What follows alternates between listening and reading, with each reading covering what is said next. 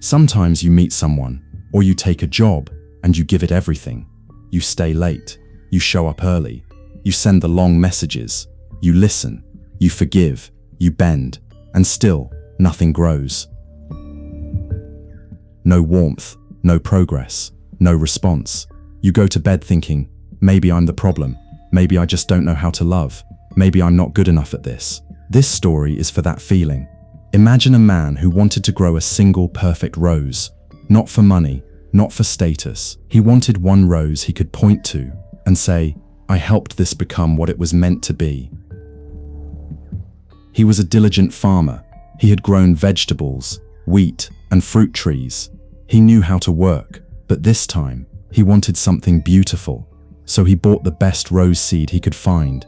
He held it in his hand with care. He whispered, I will do everything right. There was just one problem. He didn't plant it in a field. He planted it in a parking lot. Right there, in the middle of a wide, sun-baked concrete lot, between faded white lines and oil stains. He knelt down, placed the seed on a tiny crack in the concrete, and covered it with the smallest sprinkle of dust. This will be special, he told himself, because I will work harder than anyone else. He began to water it. Every morning, he came with a small metal can, pouring water over the spot where the seed lay hidden. The water hit the concrete and spread out in a thin, shining puddle. Most of it ran away down a tiny slope in the lot. The seed stayed where it was, trapped between stone and stone. No soil, no depth, no space. But the farmer didn't see that. He saw only one thing, his promise. I will not give up, he said. So he returned every hour, even when the sun was high and the heat burned his neck. Even when his own fields needed care, even when his friends shook their heads and said, you're wasting your time, he watered, he whispered prayers, he slept on the concrete at night, next to the invisible seed, to protect it from anything that might hurt it. He worked harder than any farmer in history. Days passed, weeks passed. Tiny moss grew at the edge of the parking lot where the water kept flowing away. But in the center, where the rose seed lay between cold slabs of concrete, nothing happened. No sprout, no green, no life. One morning, after yet another long, thirsty night for him, and a wet, hard night for the concrete, he knelt and pressed his ear to the ground, as if he could hear the seed. Please, he whispered, I've done everything. I've given you water. I've given you attention. I've given you hope. Why won't you grow? Silence. The sun climbed higher. The water dried quickly from the surface. Finally, in despair, he dug his fingers into the tiny crack and pried the seed out. It was soft, dark, ruined. It hadn't grown. It had rotted.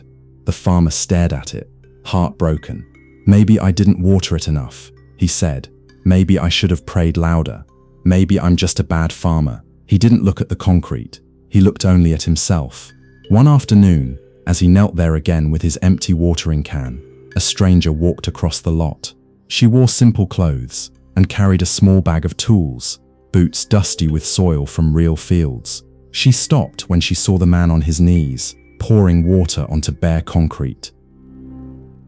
The water spread in a circle and ran away. Nothing sank in. She watched for a while in silence. Then she asked gently, "What are you doing?" The farmer looked up, tired eyes hopeful. "I'm trying to grow a rose," he said. He opened his hand to show the ruined seed.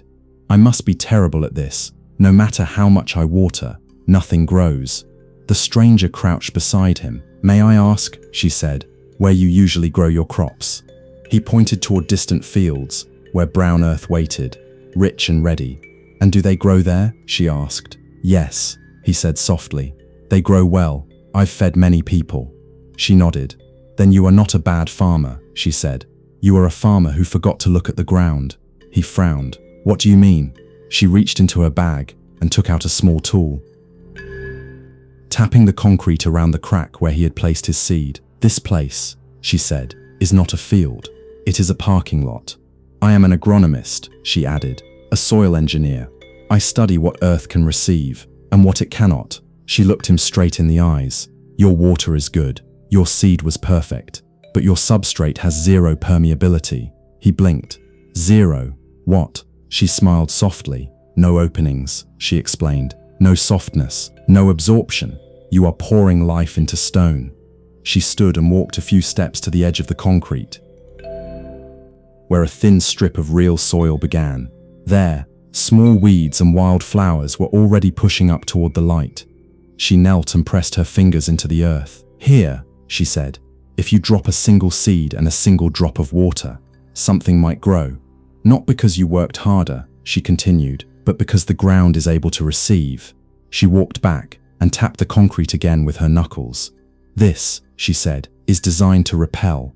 Rain hits it and runs off. Roots hit it and stop. It is built for cars, not roses. The farmer's eyes filled with tears. So all this time, he said, it wasn't that my water was wrong, or that my seed was broken. She shook her head. Input means nothing, she said gently. If the receiver cannot absorb it, you cannot force growth in an environment designed to reject it. The farmer looked at his hands, calloused and cracked from work. He thought of the nights he had slept on the concrete, the prayers he had whispered, the hours and hours of water he had poured. He saw, suddenly, the pattern of his whole life, the friend he tried to heal, who never listened, the lover he poured affection into, who only became colder, the job where he gave ideas and time and energy, and nothing changed but his exhaustion. In each place, he had blamed himself. I'm not loving enough. I'm not patient enough. I'm not talented enough. But now, kneeling beside that lifeless parking lot, he felt a new sentence forming.